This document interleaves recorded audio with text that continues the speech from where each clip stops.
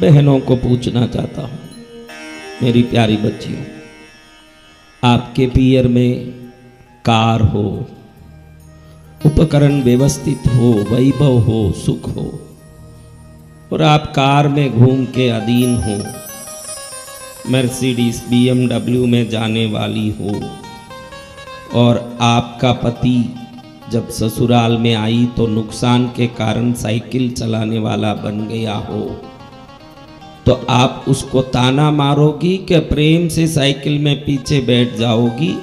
दिल से बोलना, झूठ तो मत बोलना। हर जगह झूठ बोल के आदत है, लेकिन ईश्वर के घर में झूठ मत बोलना। आप जो कार में घूम के आदत हो गया आपको, अब किसी कारण पति को नुकसान हो गया, साइकिल में जा रहा हो, तो आराम से पीछे खुशी खुशी बैठ के साइकिल में जाओगी कि मेरे बाप के घर में कितना आनंद था, कितनी खुशी थी, कहाँ आके फंसी, क्या हुआ मेरी गति? आप ताना मारोगी कि खुश रहोगी? यही सवाल है मेरी बहनों। बोलो बहनों, आप कुछ भी बोलो तो मैं मानू नहीं।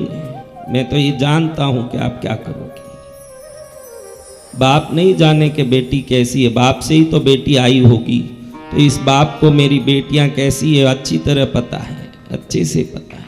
जय जय गुरुदेव। बेटियां कैसी होगी वो बहुत अच्छे से पता है पिता। आज का दिन अति शुभ इसलिए नहीं है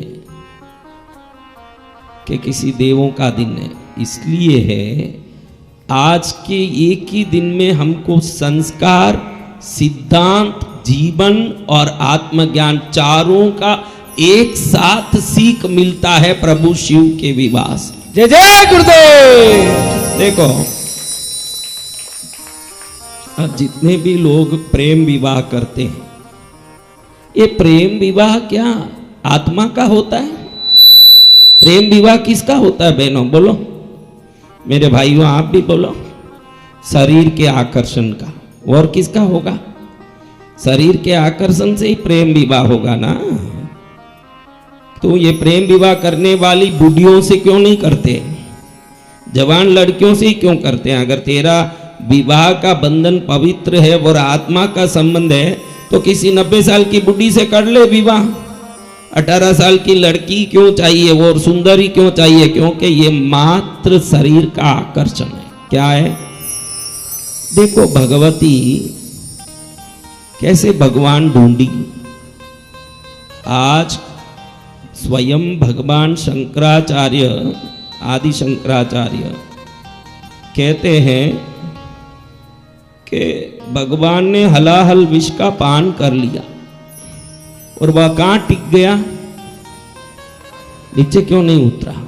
आप सोचते हो कि शिव की शक्ति है, आप यही तो सोचते हो शिव की शक्ति है, गले में अटक गया। आदि शंकराचार्य कहते हैं भगवती की पातिव्रत्य व्रत का शक्ति है। भगवती ऐसी पतिव्रता है, पति के सिवाय अन्य किसी को एक क्षण के लिए भी कभी हृदय में स्थान नहीं दिया। ये उस पतिव्रता दिव्यता का शक्ति है कि भगवती के गले में भगवान का मंगल सूत्र है और पतिव्रता है, इसलिए भगवान के गले में उतरा हुआ जहर नीचे नहीं उतर सकता, क्योंकि भगवती की शक्ति उस जहर को रोकता है। जय जय गुरुदेव। उसकी शक्ति भगवती की शक्ति। हाँ, आदि शंकराचार्य कहते हैं कि तेरी पातिव्रत्य का शक्ति है कि भगवान के गले में जहर नीचे नहीं जा रहा, ये भगवती की शक्ति है। आपको मैं बोलूं बहनों, आपके लिए भी तो लड़का ढूंढ के ही शादी किया होगा ना। सोचो, आप तुरंत पूछे कि लड़का क्या करता है, आपको बोले लड़का फालतू घूम रहा है, उसका कोई ठिकाना नहीं है, घर नहीं है, व्यवस्था नहीं है, तो आप सब क्या बोलोगी? चलो बहुत अच्छा है, इससे मेरी शादी करा दो। हाँ, शंकर जी का क्या ठिकाना कि भी इस मसान में तो कभी उस मसान में।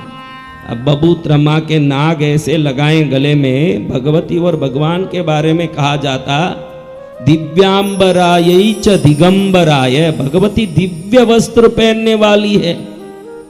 भगवती कैसी है? दिव्य वस्त्र। दिव्यांबराय, दिव्य वस्त्र धारण करने वाले। भगवान तो दिगंबर। कैसे हैं? दिगंबर। हाँ, कोई इस भगवती को कहा कि भाई पति तेरा मसान में घूमता है। आपको बोले कि आप शिव जी को बहुत मानते हो ना, कौन कौन शिव जी को मानती हो बहनों? सब मानती है। तो तुम्हारा पति भी मसान में घूमे, ऐसा पति लावे, कौन कौन मानेगी? वो पहले हाथ उठा करो। हमको शिव जी चाहिए, लेकिन शिव जी जैसा पति नहीं चाहिए। भगवती कहती है कि मुझे शिव ही नहीं चाहिए, शिव का रहन सहन वेशभूषा जो भी हो, जब शिव मुझे पसंद है तो उसका हर व्यवस्था मुझे पसंद है, हर चीज मुझे। जय गुरुदेव। मुझे सब कुछ पसंद है। क्या पसंद है? सब कुछ। कैसा भस्म धारा, क्या व्याघ्र चर्म अंबर पहनते हैं, गज अंबर, हाथी का छाल, शेर का छाल, व्याघ्र का छाल, ये कपड़ा है। गले में, हाथों में, पैरों में सब नागभूषण है। पैरों में पायल नागभूषण, हाथों में कंगन नागभूषण, गले में, सिर पर और सब नाग। कैसा नंग धड़ंग रूप। भगवती बोलती है कि मुझे यही प्रिय है, मुझे यही पसंद है। और ध्यान रखना, जब आप मक्कम हो जाओगी कि मुझे ये चाहिए, भगवती की कहानी बताती है कि सती बन के जब अग्निकुंड में कूदी तो भी मन में ठान के कूदी कि अब तो जा रही हूं, लेकिन भविष्य में पकड़ूंगी कभी किसी को तो शंकर ही होना चाहिए। जय जय गुरुदेव। कौन होना चाहिए? शंकर। मुझे शंकर ही चाहिए। तो वापस भी पार्वती बन के मैना देवी हिमराज के घर में जन्म ली और मिले कौन? शंकर। हाँ, तो ये आपके मन में आप क्या है कि आपको देखो भाई, सबको इच्छा है कि बड़ा बंगला मिले। मुझे इच्छा तो सबको है। किस किस को इच्छा है? सभी को। लेकिन अब व्यवस्था नहीं जमी, किसी कारण से थोड़ी व्यवस्था कमजोरी, तो आप थोड़ा सा अपने मन को थोड़ा समझा के एडजस्ट कर लेते हो कि नहीं? हाँ, एडजस्ट करने वालों को इंद्र, चक्रवर्ती, राजा, व्यापारी कोई भी मिल सकता है। जिद्दी करने वालों को ही शंकर मिलते हैं, एडजस्ट करने वालों को शंकर नहीं मिलते। आप जीवन में किसी चीज से राजी हो जाओगे, तृप्त हो जाओगे, तो आप जीवन में उस तृप्ति के कारण कहीं ना कहीं छोटे रह जाओगे। पार्वती माँ से हमको शिक्षा मिलती है, अगर आपने ठान लिया ये चाहिए, तो उससे कोई छोटी चीज के लिए कभी तैयार मत होइए जीवन में। वो चाहिए तो वही चाहिए, वो चाहिए तो उसी के पीछे पड़े रहे तो वो मिलके ही रहेगा। इसका उदाहरण ही शंकर पार्वती का विवाह है। शंकर पार्वती का विवाह क्या है? कभी जीवन में तृप्ति नहीं आनी चाहिए या समाधान नहीं करना चाहिए वस्तुओं से। भाई चलो, गद्दी नहीं मिली, चटाई में ही सो जाएं। चटाई नहीं मिला, कपड़ा बिछा के सो गए।